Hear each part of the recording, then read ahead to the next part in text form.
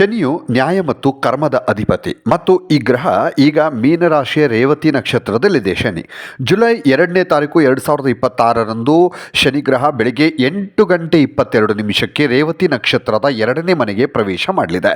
ಈ ಗ್ರಹ ಆಗಸ್ಟ್ 8ರವರೆಗೆ ಇದೇ ರೇವತಿ ನಕ್ಷತ್ರದ 2ನೇ ಮನೆಯಲ್ಲೇ ಇರಲಿದೆ. ಯಾರ್ಯಾರಿಗೆ ಇದರಿಂದ ಪರಿಣಾಮಗಳು ಅಥವಾ ಶುಭ ಫಲಗಳು ಅನ್ನೋದನ್ನು ನಾವು ನೋಡ್ತಾ ಹೋಗೋದಾದರೆ, ಇಲ್ಲಿ ಮೊದಲಿಗೆ ಮಿಥುನ ರಾಶಿ. ರೇವತಿ ನಕ್ಷತ್ರದ 2ನೇ ಮನೆಗೆ ಶನಿ ಪ್ರವೇಶ ಮಾಡೋದ್ರಿಂದ ಮಿಥುನ ರಾಶಿಯ ಜನರು ಹೆಚ್ಚಿನ ಅದೃಷ್ಟವನ್ನು ಪಡಿತಾರೆ. ಉದ್ಯೋಗದಲ್ಲಿ ಹೆಚ್ಚಿನ ಪ್ರಗತಿಯನ್ನು ಕಾಣುವಂಥ ಸಾಧ್ಯತೆ ಹೆಚ್ಚಾಗಿರುತ್ತೆ. ಹಾಗೆ ಕೆಲಸ ಮಾಡುವಂಥವರು ಬಹಳ ಅವರಿಗೆ ಸಂಬಳ ಜಾಸ್ತಿ ಆಗುವಂತಹ ಸಾಧ್ಯತೆ ಕೂಡ ಹೆಚ್ಚಾಗಿ ಕಂಡು ಬರ್ತಾ ಇದೆ. ಇದಲ್ಲದೆ ಈ ಅವಧಿಯಲ್ಲಿ ನಿಮ್ಮ ವ್ಯವಹಾರ ಮಾಡ್ತಾ ಇದ್ದರೆ ವ್ಯವಹಾರ ಬಹಳ ವೇಗವಾಗಿ ಬೆಳೆಯುತ್ತೆ. ನಿಮಗೆ ಒಂದು ದೊಡ್ಡ ಯೋಜನೆ ಅಥವಾ ಒಂದು ವ್ಯವಹಾರದಲ್ಲಿ ಒಂದು ಅವಕಾಶ ಸಿಗುವಂಥದ್ದು ಬೆಳೆಯೋದಕ್ಕೆ ಅಥವಾ ಪ್ರಗತಿ ಹೊಂದೋದಕ್ಕೊಂದು ಅವಕಾಶ ನಿಮ್ಗೆ ಒದಗಿ ಬರುತ್ತೆ ಮಿಥುನ ರಾಶಿಯವರಿಗೆ. ಇದರೊಂದಿಗೆ ಈ ಒಂದು ದೊಡ್ಡ ಅನಾರೋಗ್ಯದಿಂದ ಚೇತರಿಸಿಕೊಳ್ಳುವಂಥ, ಅಂದರೆ ನಿಮ್ಗೆ ಯಾವುದಾದ್ರೂ ಈಗಾಗಲೇ ಸಮಸ್ಯೆಗಳಿದ್ದರೆ, ಆರೋಗ್ಯ ಸಮಸ್ಯೆ ಇದ್ದರೆ ಅದರಿಂದ ಚೇತರಿಕೆ ಕೂಡ ನೀವು ಕಾಣ್ತೀರಿ.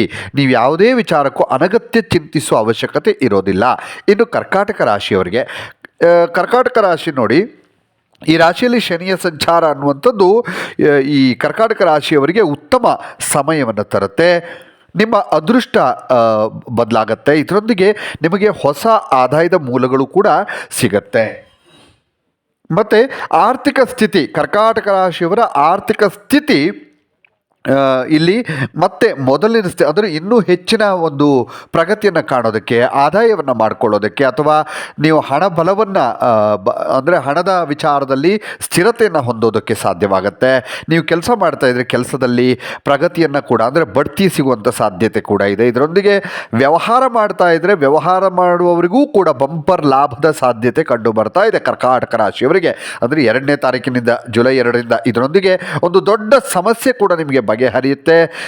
ಜೊತೆಗೆ ಉತ್ತಮ ಸಮಯವನ್ನು ಕಳೆಯೋದಕ್ಕೆ, ಫ್ಯಾಮಿಲಿ ಜೊತೆಗೆ, ಕುಟುಂಬದ ಜೊತೆಗೆ ಸಮಯ ಕಳೆಯೋದಕ್ಕೂ ಕೂಡ ಸಾಧ್ಯವಾಗುತ್ತೆ.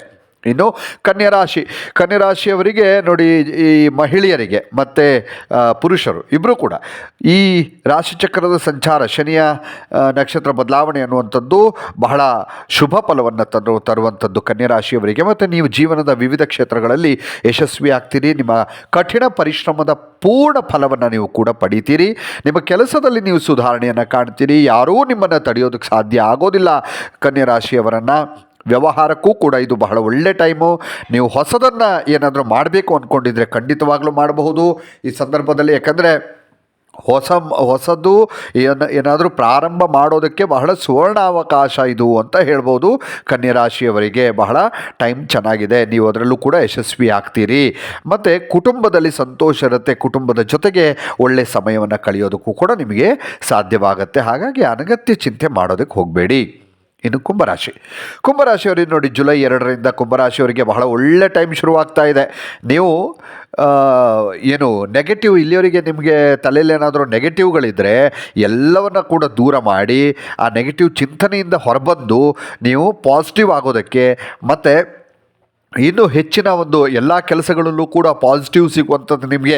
ಇದರೊಂದಿಗೆ ಹಣದ ಕೊರತೆ ಕೂಡ ನಿಮಗೆ ಪರಿಹಾರ ಆಗುತ್ತೆ. ಇಲ್ಲಿವರೆಗೆ ಬಹಳ ಸಮಸ್ಯೆನ ಎದುರಿಸ್ತಾ ಇದ್ರಿ ಕುಂಭರಾಶಿಯವರು, ಆದರೆ ಈಗ ಆ ಎಲ್ಲ ಸಮಸ್ಯೆಯಿಂದ ಹೊರಬರ್ತೀರಿ. ಹಣದ ಸಮಸ್ಯೆಯಿಂದ ಹೊರಬಂದು ಒಂದು ಸದೃಢವಾಗಿ ಹಣದ ವಿಚಾರದಲ್ಲಿ ಒಂದು ಸದೃಢರಾಗ್ತೀರಿ. ಮತ್ತು ನೀವು ಆಸ್ತಿಯನ್ನು ಕೂಡ ಮಾಡುವಂಥ ಸಾಧ್ಯತೆಗಳು ಕೂಡ ಇಲ್ಲಿ ಕಂಡು ಬರ್ತಾ ಇದೆ. ಹಾಗಾಗಿ ಈ ಕುಂಭರಾಶಿ, ಕನ್ಯರಾಶಿ, ಕರ್ಕಾಟಕ ರಾಶಿ ಮತ್ತು ಮಿಥುನ ರಾಶಿ, ಈ 4 ರಾಶಿಯವರಿಗೂ ಕೂಡ ಶನಿ ರೇವತಿ ನಕ್ಷತ್ರದ 2ನೇ ಸ್ಥಾನವನ್ನು ಏನು ಪ್ರವೇಶ ಮಾಡ್ತಾನೆ ಜುಲೈ 2ರಿಂದ, ಇಲ್ಲಿಂದ ನಿಮ್ಮ ಅದೃಷ್ಟದ ಬಾಗಿಲು ತೆರೀತು ಅಂತಲೇ ಅರ್ಥ. ಇನ್ನಷ್ಟು ವಿಡಿಯೋಗಳಿಗಾಗಿ ಮೀಡಿಯಾ18 ಕರ್ನಾಟಕ ಚಾನಲನ್ನು ಸಬ್ಸ್ಕ್ರೈಬ್ ಮಾಡಿ, ಹಾಗೂ ಹೊಸ ವಿಡಿಯೋಗಳ ಅಪ್ಡೇಟ್ಗಳಿಗಾಗಿ ಬೆಲ್ ಐಕನನ್ನು ಕ್ಲಿಕ್ ಮಾಡಿ. Thank you.